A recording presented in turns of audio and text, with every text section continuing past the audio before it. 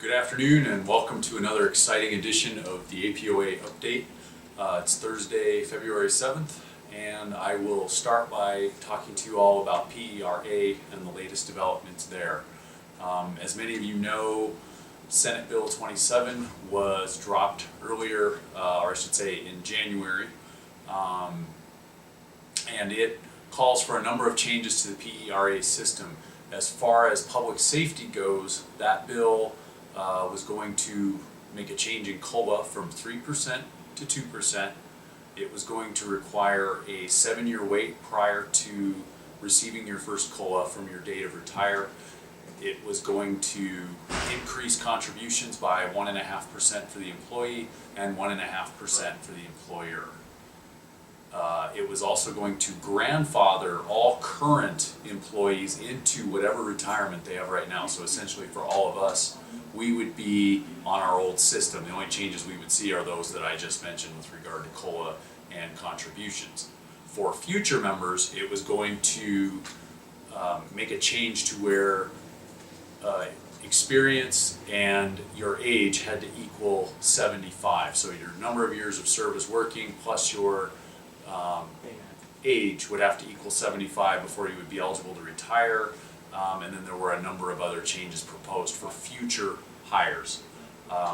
What we've managed to do in working with the fire union and with the FOP is we've managed to get a floor amendment dropped by Senator Michael Sanchez for Senate Bill 317.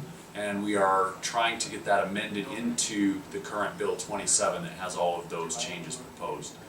The 317 that we proposed would change that 7-year wait to 5 years for public safety.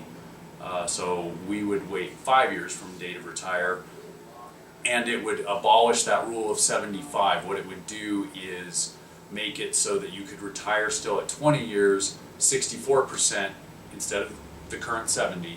And you could go to 25 years to get an 80% retirement.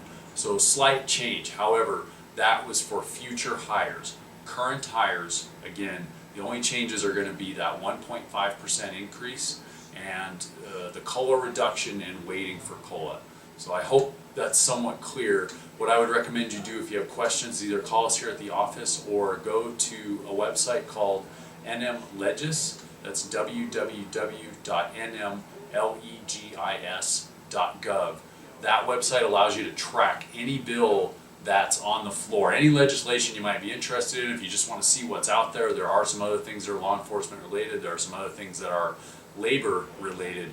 You can track any of those bills, it'll show you where they're at, and you can get a better idea, follow along. But if you want the quick and dirty update, just give us a call here at the office. We'd be happy to tell you what's going on. And I should say none of those bills has actually reached the floor yet. They're all in committee.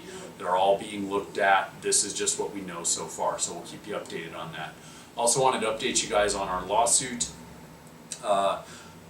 Quick recap, we had filed our lawsuit when the city violated the collective bargaining agreement with respect to wages. It went to district court here, and the district court judge here made a summary judgment essentially saying he wasn't sure if he had the authority to rule on a lawsuit in which the city argued that an elected official has a prerogative to decide where their funds go and whether or not they're going to continue with their priority of paying their employees. So the district court judge wasn't sure if he had the authority to rule on it, so he sent it up to Santa Fe, to the appellate court, to get a ruling. That has now, a panel has been selected for that, and we anticipate that it'll be heard in the next 60 days. The fire union filed the same lawsuit that we did in district court a few years back. Their lawsuit also got sent to Santa Fe for the same reason.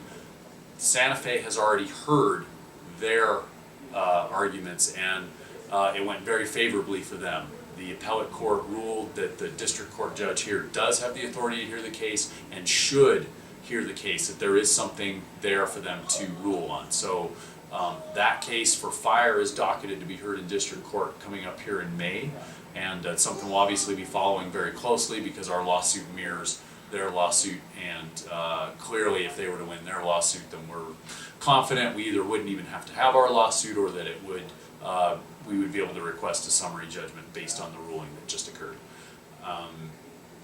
So that's where the lawsuit is at. A couple other things that have come up. Officers have called wanting information about the bid.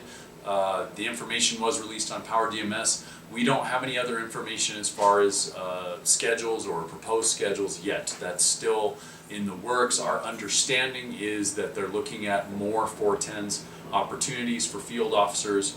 I don't believe it would be across the board, but there should be, we're hoping to see more opportunities for field officers to go to 410s. There were a couple of rumors out there circulating in regards to the bid that somehow there were going to be schedules proposed where people wouldn't have 2 consecutive or 3 consecutive days off. Those rumors are absolutely not true. There's no schedule being proposed out there to split up a weekend or anything like that that would fall outside the collective bargaining agreement. So no need to be concerned there. If you do have other questions about the bid, please give us a call here at the office. And with the new bid, we will have elections coming up for the APOA.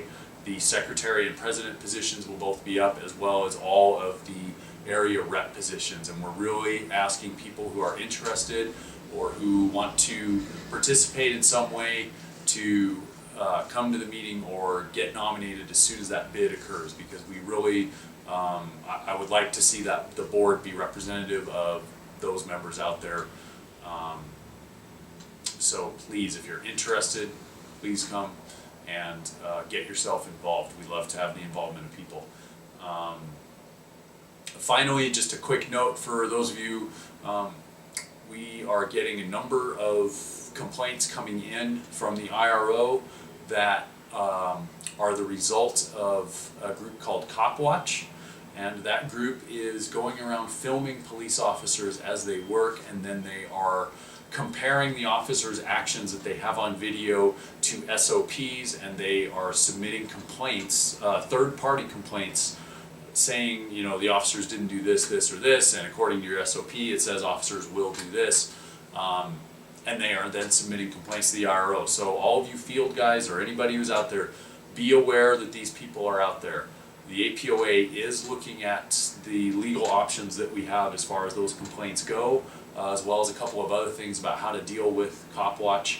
But for now, just be aware. There are people out there that are trying to film you.